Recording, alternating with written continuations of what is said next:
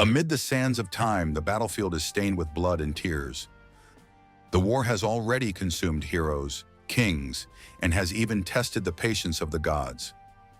Achilles, consumed by his wounded pride, remains apart, leaving the Greeks on the brink of collapse. Without their greatest warrior, the Achaean army falters. It is in this void that Patroclus, driven by unbreakable loyalty, decides to don his friend's armor. He briefly rekindles hope among the men. The gleam of that armor confuses the Trojans and reignites the Greek strength. But fate is relentless. Hector, Troy's protector, does not hesitate. The clash between him and Patroclus is intense, but Achilles' friend does not have the same quasi-divine prowess. When the fatal blow strikes him, the world seems to stop. News of his death reaches Achilles, and every fiber of his being turns to pain and rage. He vows vengeance on Hector and on the city that dared to rob him of his dearest companion. Achilles' fury erupts. He returns to the battlefield as an unstoppable force, sowing terror in the Trojan ranks. His name, already feared before, now borders on the supernatural. While Diomedes and other heroes help pressure Troy, Odysseus keeps his mind sharp. He calculates the decisive blow that might bring the siege to an end. Nestor, seasoned by many battles, knows that the final outcome is near, and there will be no turning back. Before the walls, Hector understands he must face the greatest Greek warrior to save the city he loves. The confrontation unfolds beneath a sky that bears witness to tragedy. Hector fights for his honor, his people, and his family.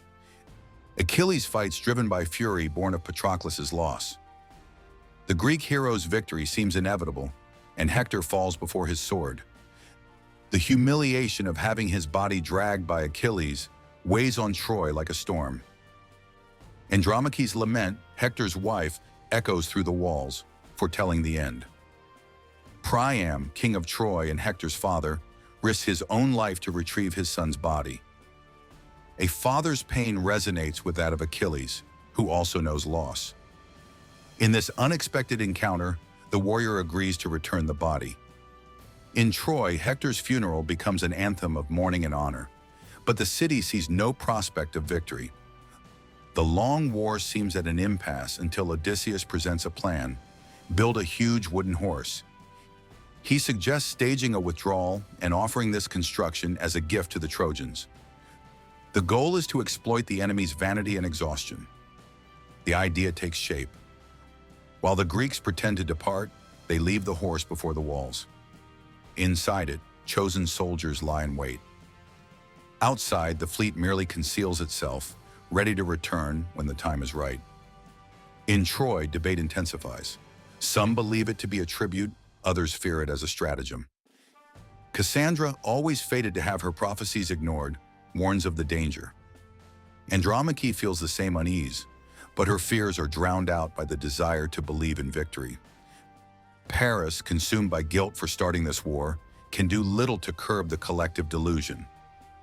In the end, the horse is brought inside the walls. When night falls, the Greek soldiers emerge from hiding, kill the sentries, and open the gates.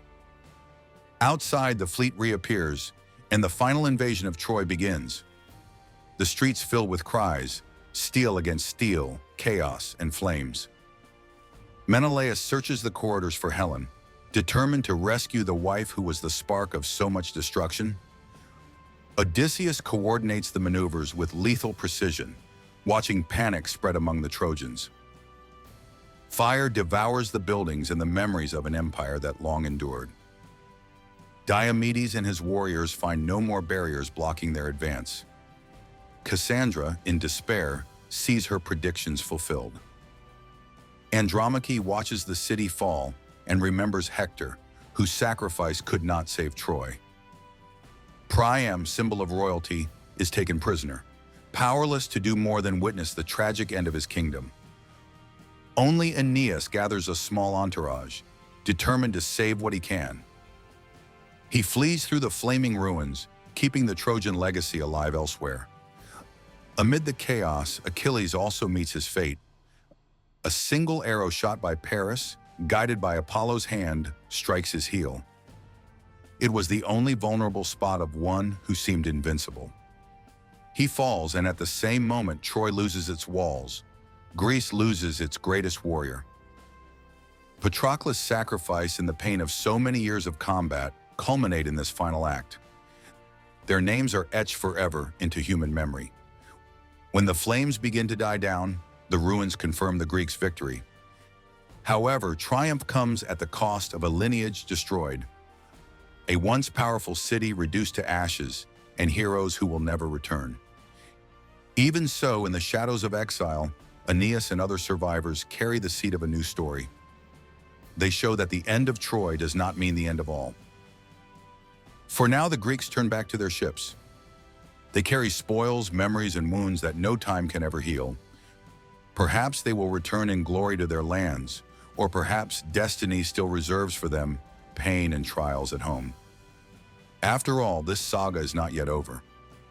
Each warrior will bear with him the scars of the Trojan War, and the world will forever recount the fall of the legendary city and those who dared to challenge it.